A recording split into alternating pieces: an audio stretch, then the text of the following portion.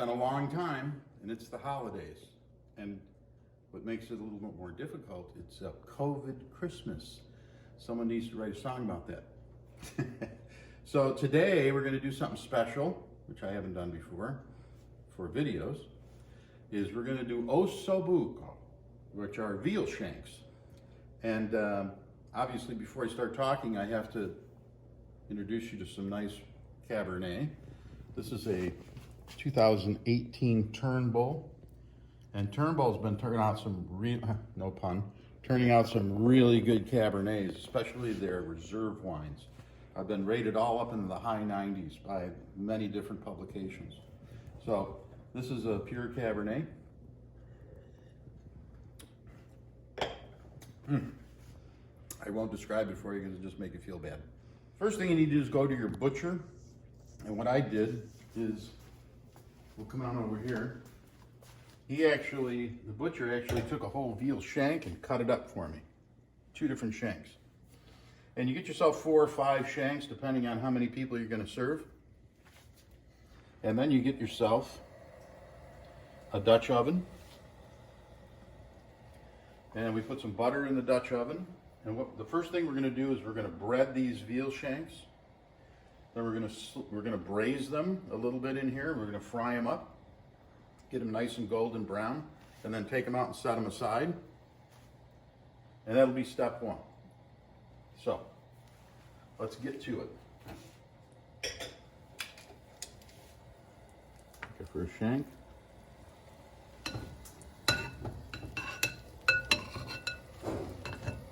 Coat it on all sides.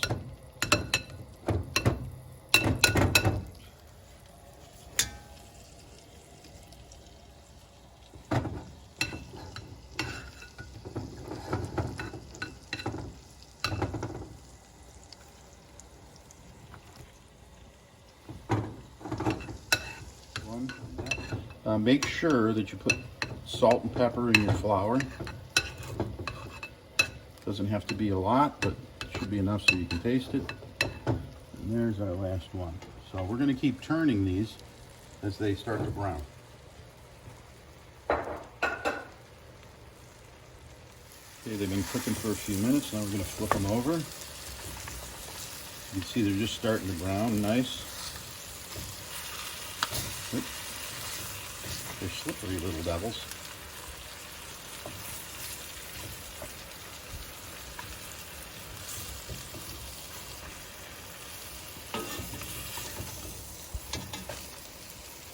Okay, we're going to give those a few minutes, and then we're going to do the same thing on the sides. So we want to seal those sides in to keep those juices in there. Now we're going to turn them on their sides, which is not too tricky. If you need to, just lean them up against the wall of the pan. And you can do as many sides as you want. I usually just do 2 sides.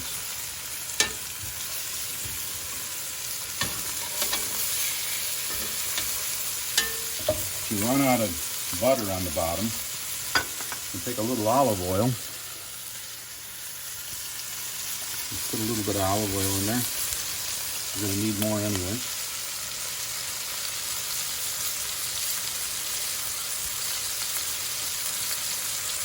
All right, so these are nice and golden brown. We're going to take them out, put them on a plate. Get some really good color to them.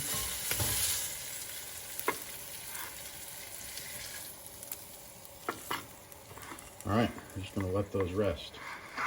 Next thing we're going to do is take the same butter and oil combo. We're going to put a little bit more oil in there.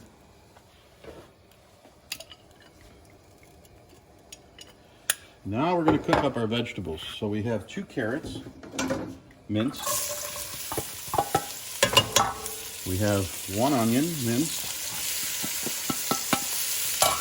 We have 2 stalks of celery, minced. I like to put fennel in. I just love fennel. This is 1 fennel with some of the fronds from the fennel, and about a 1/4 cup of parsley.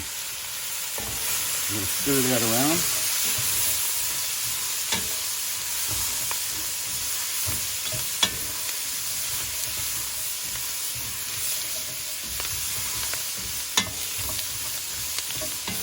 coated with all that good stuff. I'm going to put a little salt and pepper in there after I knock over my marsala.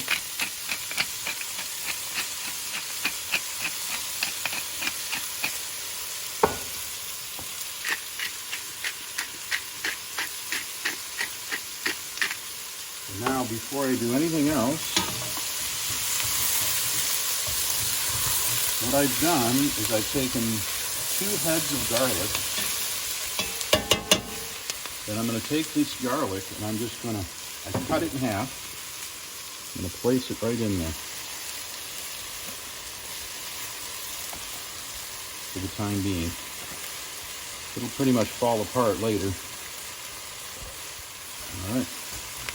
We're going to give that a few minutes. Now, while you're waiting for that to cook, you should have already run to the store and gotten yourself a bottle of Valpolicella, or Amarone would actually be better.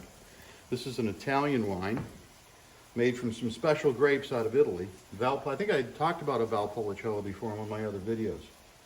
But this is actually a really nice bottle of wine. So you got to be selective with which one you buy, because you're going to put the entire bottle in the pan and let it cook down. We're going to do that in a few minutes.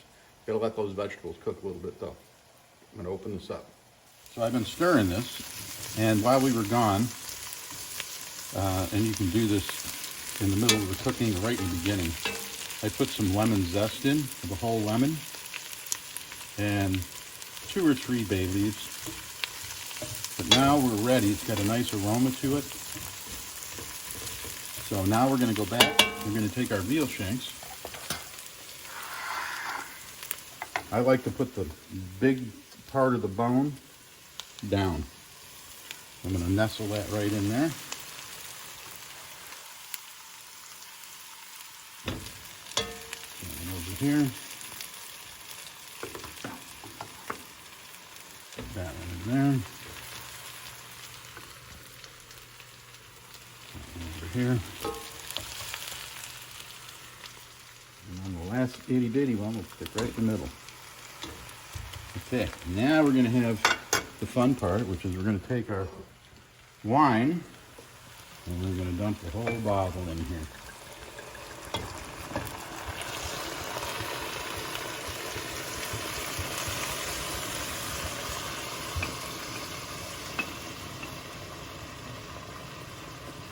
We're going to bring that to a boil and let it cook for about 20 minutes, and you'll see what it looks like once it boils down.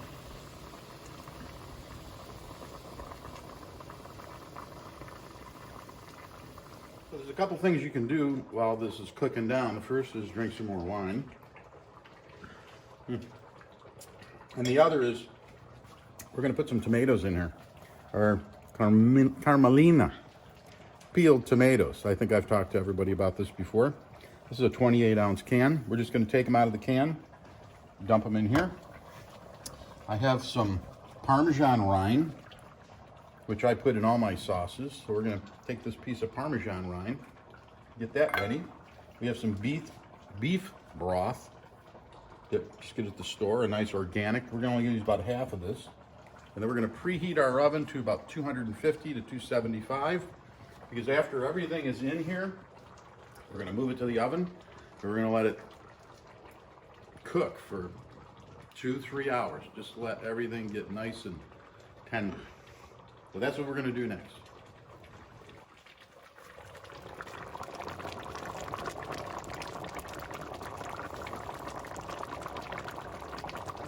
You can do this while the wine is cooking down, or you can do it after you put the Dutch oven in the oven. But we're going to make a little gremolata to sprinkle on our Osso Buco when it's done. And this is a pretty simple deal here. 1/4 cup of cranberries, right? In the chopper. 1/4 cup of pine nuts. Make sure that's seated right. We're going to put a couple tablespoons of parsley, 2 or 3 cloves of garlic, and some orange zest. You can see I just zested this orange. We're going to take that zest and dump it in there. And then it's pretty quick. We just grind it up.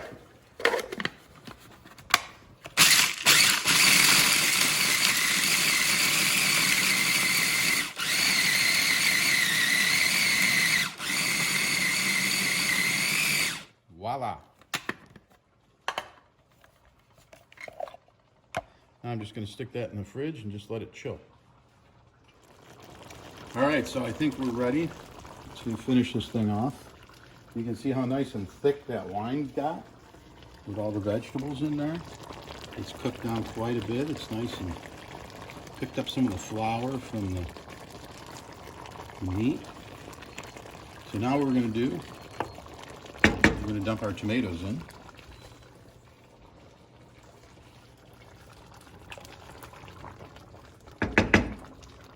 We're going to put our broth in, or stock.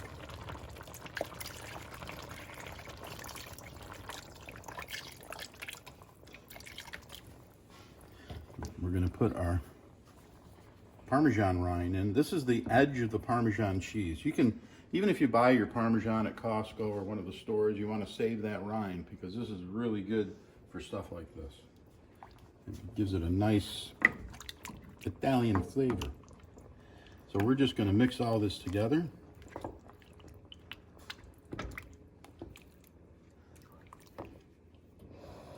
I'm going to bring it to a boil.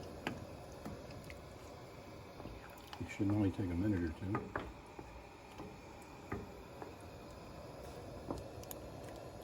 And then we're going to put it in the oven.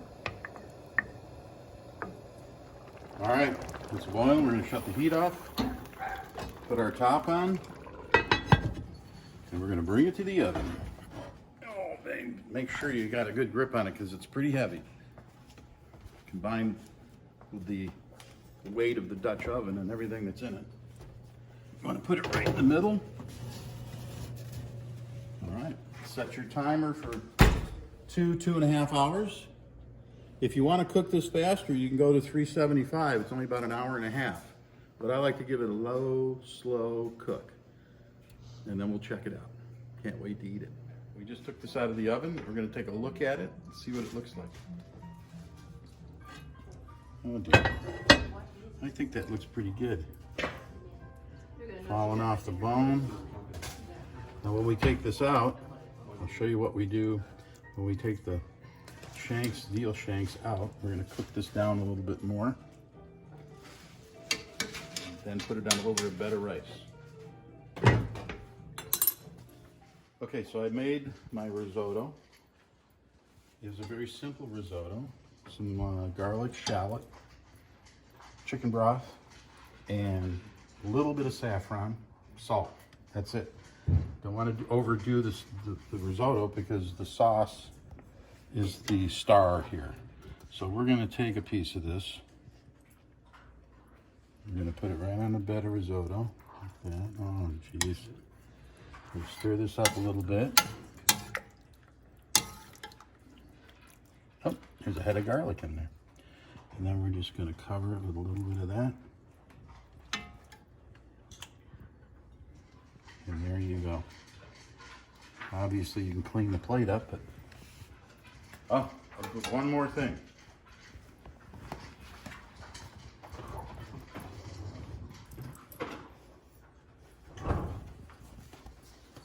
Forgot the gremolata.